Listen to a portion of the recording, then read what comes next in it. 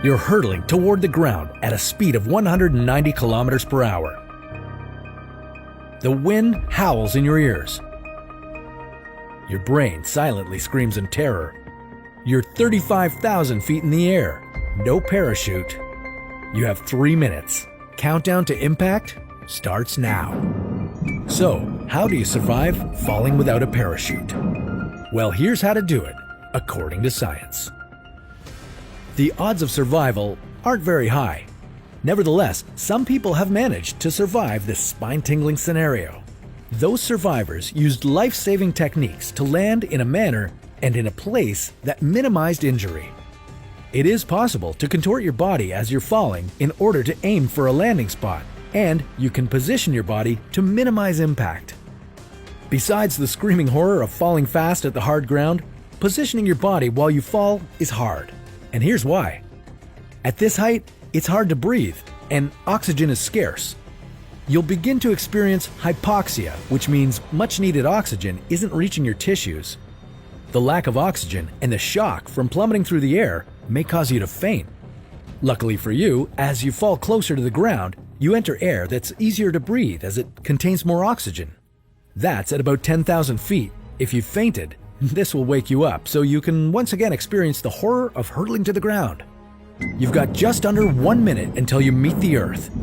Here are some do's and don'ts to follow as you fall. Don't fall with your arms and legs akimbo or in an X shape. It's not going to slow you down much. You're looking for a good place to land, so bring your arms in against your body to steer it as you fall.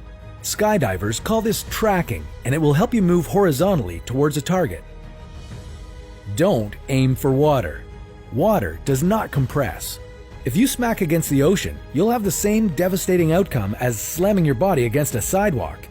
You're going to be knocked out cold, and underwater is not a great place to be unconscious. If you have to land in water, try to land feet first with your limbs together like a pen or a knife, and clench your bum muscles if you haven't already. Now, the do's.